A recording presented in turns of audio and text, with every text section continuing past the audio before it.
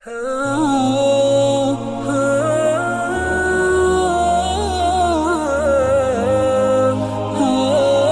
نے ایسے لوگوں کو دیکھا ہے کہ جو انتہائی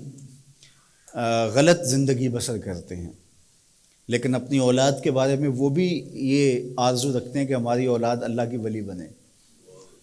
بے نمازی اپنی اولاد کو پکڑ کے لے آتے ہیں، جناب ہم تو گزار دی جیسے گزار دی، یہ تو پڑھے۔ تو وہ اپنی اولاد کے بارے میں یہ حساسیت رکھتے ہیں، خود ان پڑھ ہوتے ہیں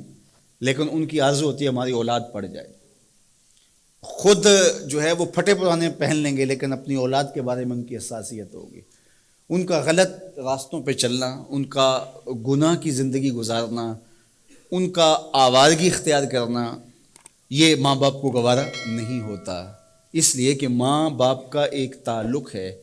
تو وہ گوارا نہیں کرتے کہ ہماری اولاد خراب ہو، اور ان کی تربیت کے لیے جو ان کے پاس میسر صلاحیتیں ہوتی ہیں ان کے ساتھ ان کی تربیت میں لگے رہتے ہیں۔ اسی طرح ایک استاد اپنے شاگردوں کی تربیت میں ہمہ تن مصروف ہوتا ہے، اس کی آرزو ہوتی ہے کہ یہ یگانہ روزگار ہوں۔ اسی طرح ایک شیخ کامل اپنے مرید اور اپنے طالب کے لیے جو دل میں تڑپ، آرزو اور تنہائی میں دعائیں کرتا ہے، وہ ظاہر ہے کہ ایک رشتہ ہی اتنا گوڑا ہے اور اتنا گہرا ہے، وہ کیوں نہیں کرے گا؟ تو یہ سارے رشتے ترازو کے ایک پلڑے میں رکھ لیے جائیں اور امت کے ساتھ جو نبی کا رشتہ ہے اس کے وزن کے برابر نہیں ہو سکتے ہیں۔ تو پھر حضور کتنا چاہیں گے کہ میری امت صالح ہو، میری امت نیک ہو، اور میری امت کی طبع کے اندر لطافتیں ہوں، شرافتیں ہوں، نجابتیں ہوں، صداقتیں ہوں، اچھائیاں ہوں۔ تو حضور علیہ السلام کی پھر زندگی دیکھ لیجئے، ساری زندگی اپنی امت کو، اپنے ماننے والوں کو، اپنے غلاموں کو صالح راہوں کا مسافر بناتے گزاری، اور اب بھی حضور علیہ السلام ہمارے اعمال کے نگراں ہیں۔ تورد علیہ اعمال امتی، فرمایا امت کے اعمال میرے اوپر پیش کیے جاتے ہیں۔ حضور قبر میں ہوتے ہیں تو قبر انور میں بھی ہمارے اچھے برے اعمال حضور علیہ السلام کو پیش کیے جاتے ہیں۔ اگر اچھے اعمال ہوتے ہیں تو حضور خوش ہوتے ہیں، اور اگر اعمال اچھے نہیں ہوتے تو حضور کا دل رنجیدہ ہوتا ہے اور حضور استغفار فرماتے ہیں۔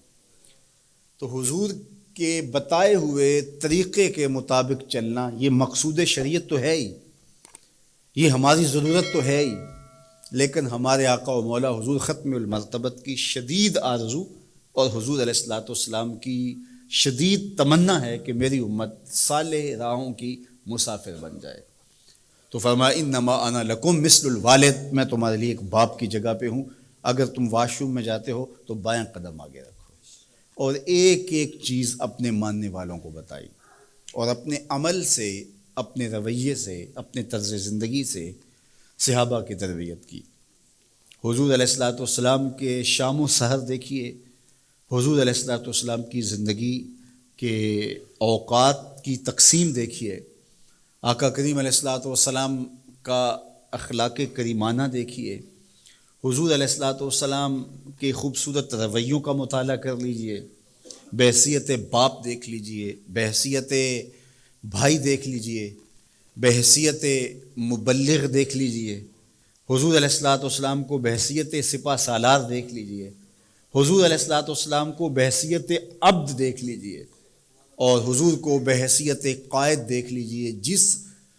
بھی پہلو سے حضور کو دیکھو گے آپ کو ایسے نظر آئے گا جیسے پھولوں میں گلاب ہوتا ہے اور ستاروں میں ماہتاب ہوتا ہے۔ حضور انوکھے اور نمایاں آپ کو دکھائی دیں گے۔ اپنی زندگی کو سادگی سے مرتب کیا تھا۔ ام المومنین سیدہ عائشہ رضی اللہ تعالی عنہا فرماتی ہیں کہ حضور علیہ الصلوۃ والسلام یخصف نعلہ، اپنے جوتے کو پیوند خود لگا لیتے تھے، اور وَيَخِيطُ ثَوْبَهُ، اور اپنے لباس میں کوئی پھٹن ہوتی تو اس کو خود سی لیتے تھے اور اپنے کام خود کر لیتے تھے۔ وَيَحْلِبُ شَاةَهُ، اپنی بکری کو خود دھو لیتے تھے اور اس کو خود باندھ دیتے تھے اور اس کے آگے چارہ بھی ڈال دیتے تھے، اور گھر کی خواتین کے ساتھ کام کاج میں بھی ان کی معاونت کروایا کرتے تھے۔ جو کام مردوں کے کرنے کے ہوتے ہیں تو حضور علیہ الصلوۃ والسلام مردانہ شان کے ساتھ وہ کام کرتے اور ازواج کے ساتھ جو ہے وہ ہاتھ بٹاتے۔ ام المومنین فرماتی ہیں گھر ہوتے تو ہمارے ساتھ کام کاج میں حضور ہماری مدد فرماتے، اور جو ہی اذان ہوتی تو حضور جلدی سے مسجد میں تشریف لے جاتے۔ تو یہ میرے اور آپ کے آقا و مولا حضور ختم المرتبت صلی اللہ علیہ وآلہ وسلم کی زندگی، نجی زندگی دیکھیں، گھریلو زندگی دیکھیں، ازواج مطہرات کے ساتھ حضور کا سلوک دیکھیں، حضور کا رویہ دیکھیں۔ حضور کا جب وصال ہوا تو اس وقت حضور کے نکاح میں 9 ازواج تھی، 9 ازواج میں سے ایک کو بھی حضور پہ کوئی شکایت نہیں تھی۔ یہ بات کہہ دینا بڑا آسان ہے، لیکن عملاً بہت کم لوگوں کے ساتھ ایسا ہوتا ہے۔ لیکن حضور جب وصال کرتے ہیں تو 9 ازواج ہیں، ان میں سے ایک کو بھی حضور پر کوئی شکایت نہیں ہے۔ اور ازواج کے ساتھ حضور کا رویہ، حضور علیہ الصلوۃ والسلام جب گھر آتے تھے تو خواتین کے مزاج کے مطابق ان کی دلجوئی کے لیے حضور گفتگو فرماتے، اور جب باہر جاتے تو جو صفہ کے چبوترے کے اوپر بیٹھ کے حضور کا انتظار کر رہے ہوتے تو علمی باتیں ان کے سامنے رکھتے، ان کی ضرورت کو پورا کرتے، اور مسجد سے باہر نکلتے تو آگے بچے کھیل رہے ہوتے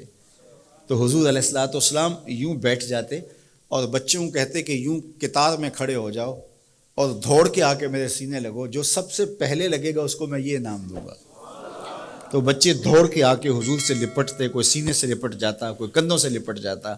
اور آقا کریم ان سے شفقت فرماتے۔ تو بچوں کے ساتھ حضور علیہ السلام کا رویہ یہ خوبصورت، بچوں کو سلام کرنے میں پہل کرتے، اور خواتین جو اندرون خانہ تھی ان کے ساتھ رویہ اتنا خوبصورت ہوتا۔ ام المومنین سیدہ عائشہ رضی اللہ تعالیٰ عنہ فرماتی ہیں کہ میں گھر میں تھی اور حضور تشریف لائے، اور میں آب خورے میں پانی پی رہی تھی، تو حضور نے مجھے دیکھا تو دور سے فرمایا عائشہ تھوڑا سا پانی میرے لیے بھی چھوڑنا۔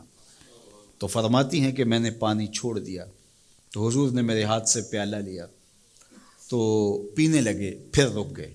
اور پھر میری جانب دیکھا اور مخاطبہ کرتے ہوئے فرمایا